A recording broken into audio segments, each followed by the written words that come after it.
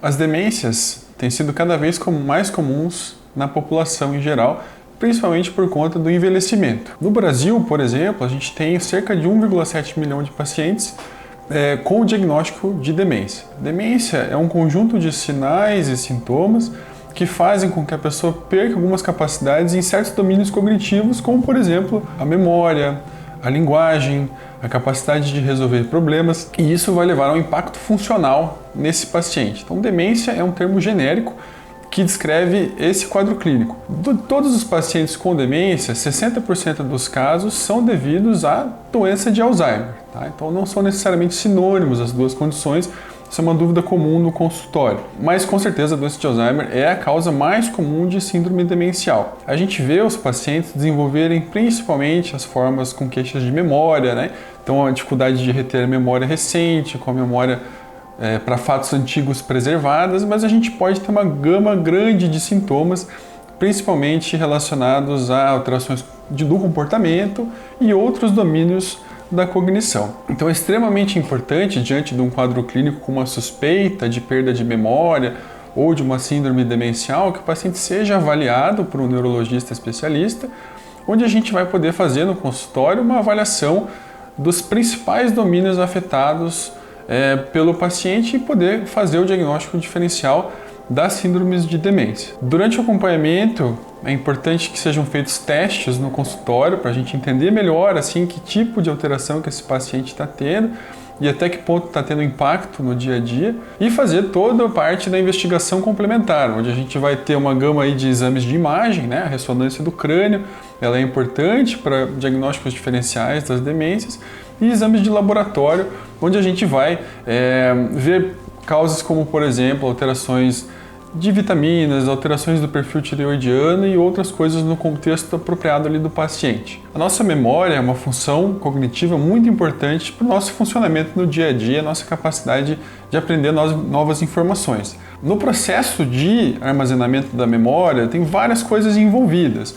A gente primeiro precisa focar a nossa atenção em determinado fato para depois ter a capacidade de armazenar essa informação no nosso cérebro. Então a memória ela envolve processos auditivos, processos visuais, processos até emocionais que vão nos permitir armazenar determinada informação. No consultório é muito comum a queixa de memória e é extremamente importante que seja feita uma análise detalhada através da anamnese e através de testes cognitivos para entender que etapa da memória e que tipo de alteração de memória a gente está lidando com o paciente. É extremamente comum, por exemplo, na avaliação clínica, o paciente ele ter um transtorno na atenção e não na memória, seja por um transtorno de humor, seja por uma alteração transitória ali do comportamento. Então isso é extremamente importante para a gente entender que tipo de problema tem na memória do paciente, se é que ele realmente existe e não é algo atencional, por exemplo. Então é extremamente importante que seja feita uma avaliação adequada e muitas vezes a gente lança a mão aí de um profissional como um neuropsicólogo para auxiliar no diagnóstico. Os transtornos do movimento são afecções muito comuns na prática da neurologia.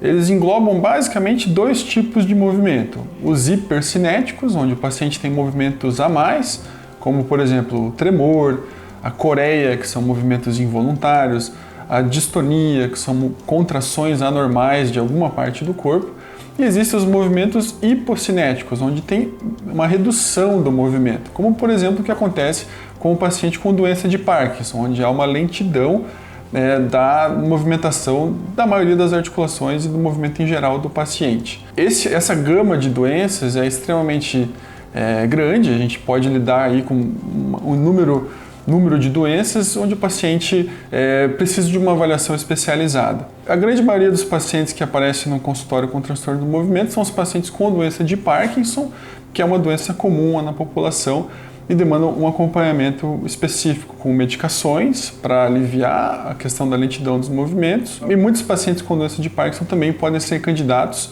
à cirurgia de DBS, o implante de eletrodo nesses pacientes em regiões específicas do cérebro, que ajudam o paciente a ter uma melhora do quadro clínico em determinadas situações. O TAP teste é um exame que a gente dispõe aqui na clínica, que ele tem o objetivo de avaliar os pacientes que têm suspeita de hidrocefalia de pressão normal. São os pacientes que têm uma alteração na marcha, uma alteração no caminhar, uma alteração cognitiva, tá? Então eles começam a ter uma síndrome demencial e incontinência urinária. Esses 3 sintomas levam à suspeita de que a hidrocefalia possa ser a causa. E o TAP teste consiste na retirada de uma determinada quantidade de líquido das costas através da punção lombar, em que a gente faz uma análise antes e depois da retirada do líquido.